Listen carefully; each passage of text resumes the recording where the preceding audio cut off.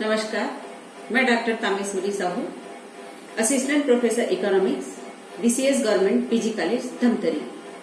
BA अंतिम वर्ष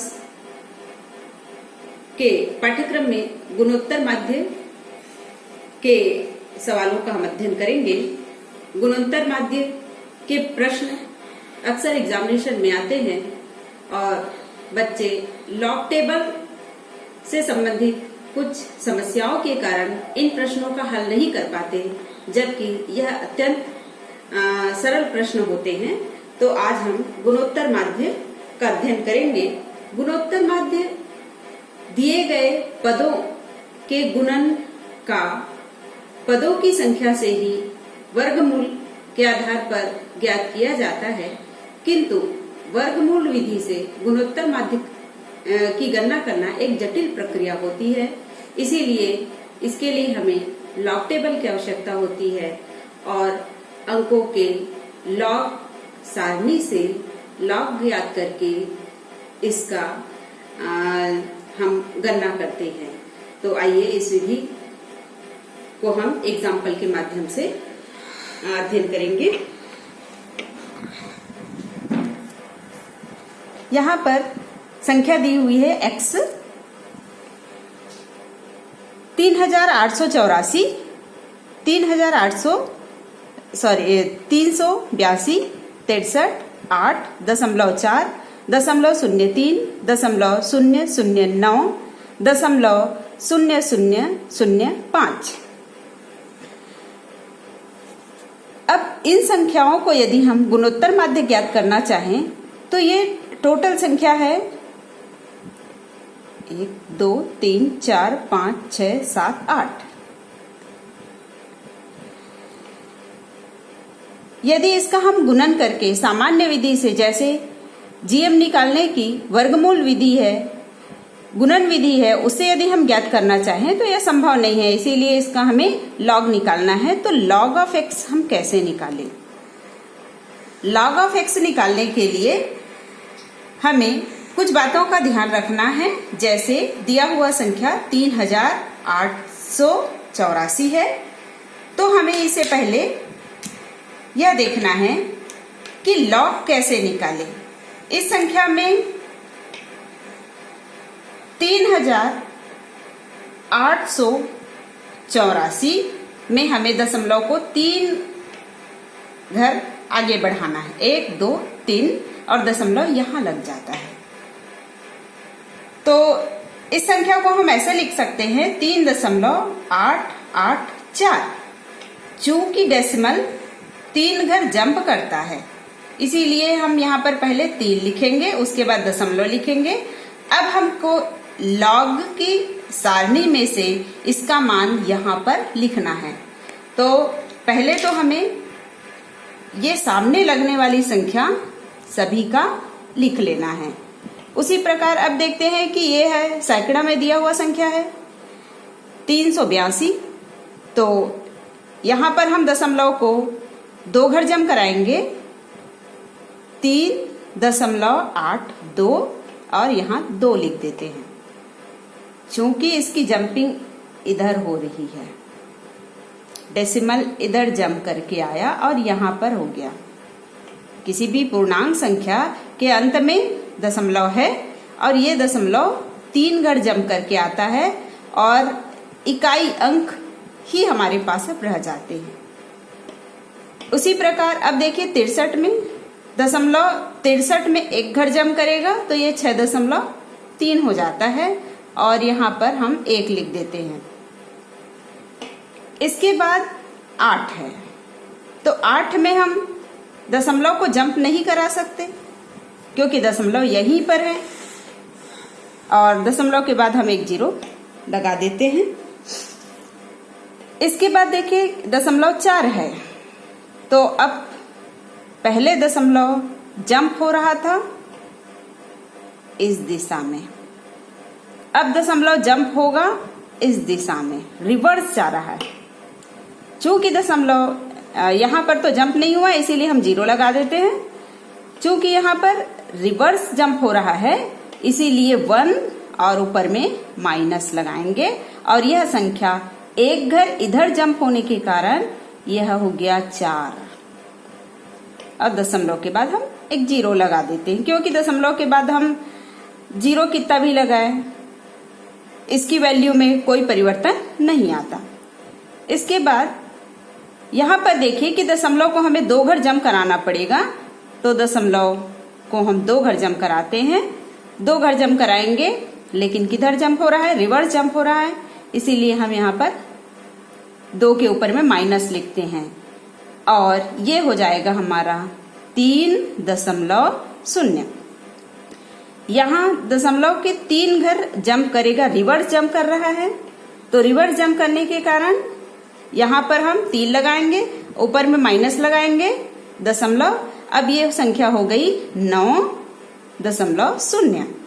उसी प्रकार यहाँ ये 4 घर जंप कर रहा है और इसको हम लिखते हैं 5.0 और 4 घर जंप करने के कारण 4 ऊपर में माइनस। अब ये देखिए कि हमारा थोड़ा सा काम आसान हो गया है। अब हमें लॉग टेबल की सहायता से लॉग देखना है। लॉग जब हम देखेंगे तो ध्यान रखना है कि 3 का लॉग नहीं देखेंगे, क्योंकि दहाई संख्या का ही लॉग होता है। तो हम 38 का लॉग देखेंगे। लॉग बुक में पीछे लॉग दिया हुआ है, तो इस लॉग बुक में हम देखते हैं।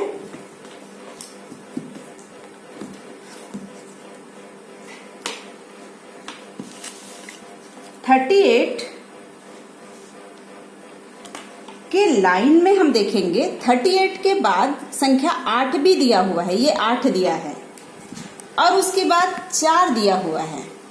तो 38 के बाद हम 8वें कॉलम देखते हैं। 8वां कॉलम है 38 के बाद। ये देखिए 38 के पंक्ति में हम सीधा आएंगे और 8वें कॉलम को देखेंगे। 38 संख्या के पंक्ति में हम सीधा आएंगे और 8वें कॉलम को देखेंगे। 8वें कॉलम में संख्या लिखी हुई है 5 8 8 8। अब इसके बाद देखिए 38 8 4 है, तो अब इस 4 का पदमान कैसे निकालें?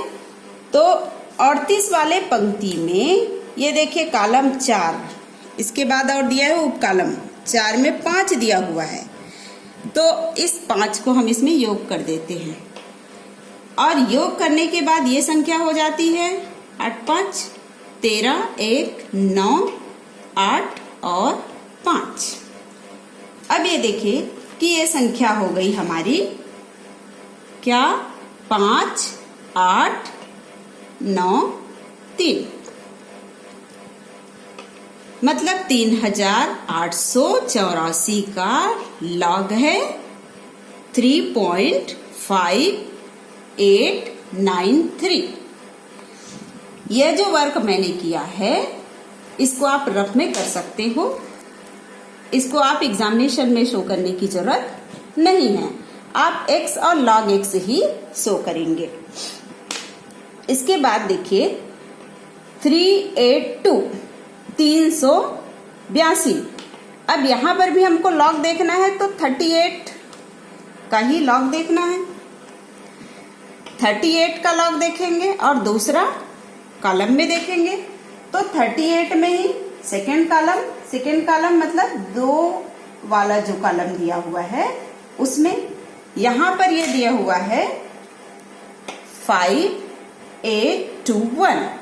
अब देखिए 2 के बाद और कोई संख्या नहीं है, इसीलिए हम इसका मान सीधा यहां पर लिख देते हैं 5821। इसके बाद देखिए 6.3 है, मतलब ये 63।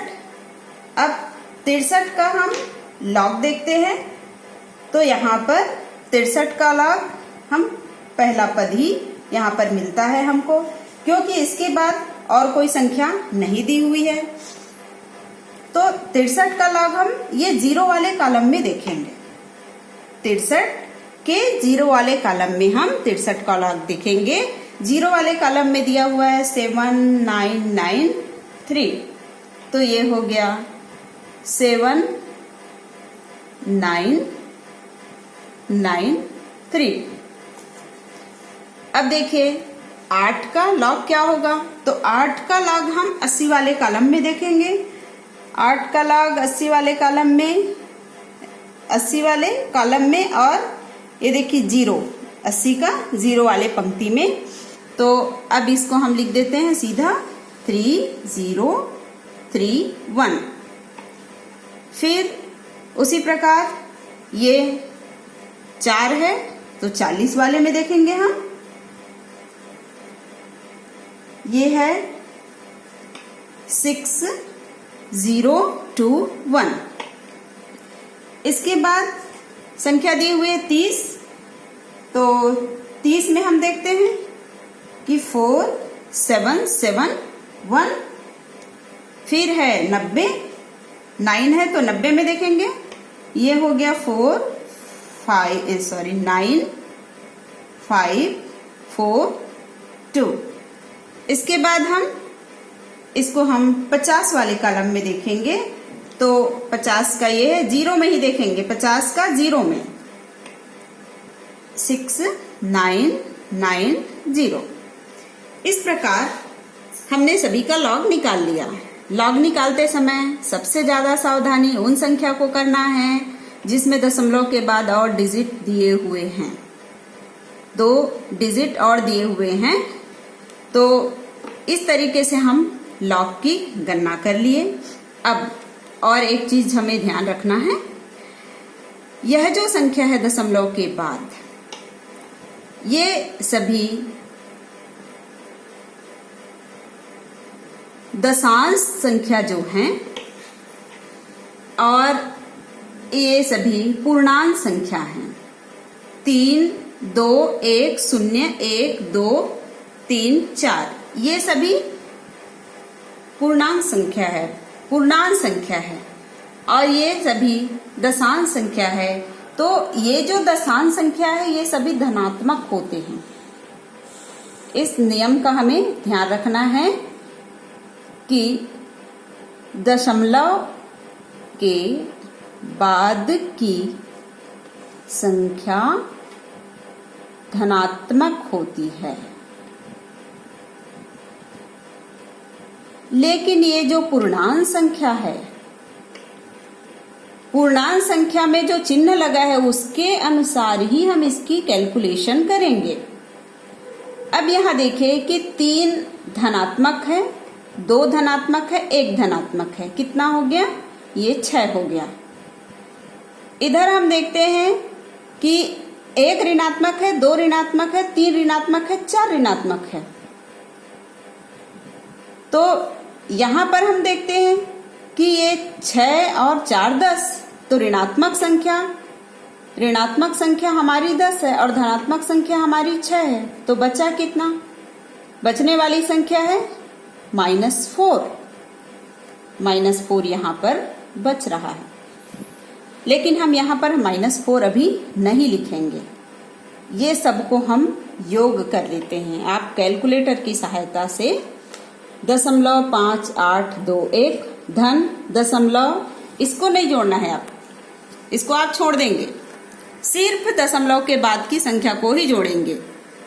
कैलकुलेटर में आप टाइप करेंगे 0.5821 प्लस 0.7993 प्लस 0.9031 प्लस 0.6021, इस तरीके से ये सबको जोड़ेंगे। और जोड़ने के बाद जो संख्या आती है उस संख्या में से, जोड़ने के बाद इसकी संख्या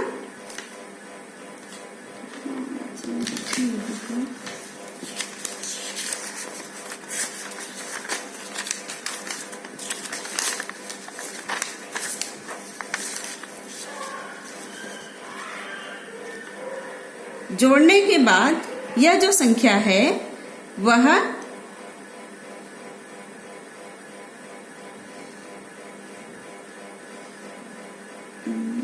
4 इसमें माइनस होने के बाद ये प्लस में 16032, तो ये संख्या ये आती है। सबका योग करने के बाद ये संख्या आती है 5.6032। इसमें से हम -4 करेंगे। ये सबको जोड़ने के बाद 5.6032 आता है। इसमें से हम 4 माइनस करेंगे तो हमारा यहाँ पर वैल्यू आएगा 1.588। सॉरी 1.60 और 32। यह संख्या जो आती है, इस संख्या को अब हम, इसका जो सूत्र है लॉग जीएम निकालने का सूत्र है anti log sigma log of x divided by n। यहाँ हम लिखते हैं 1.6032 और divided by 8। Number of item n है तो 8 से विभाजित कर दिए। यहाँ पर टोटल कैलकुलेशन के बाद हमारी संख्या आई थी 1.6032 और अब इसका यहाँ पर एंटी लॉग लिखना ही है और 1.6032 को जब हम 8 से डिवाइड करेंगे तो वैल्यू आता है 0.2008। ये अब इसका एंटी लॉग निकालेंगे तो इसके लिए हमें एंटी लॉग की टेबल में देखना है।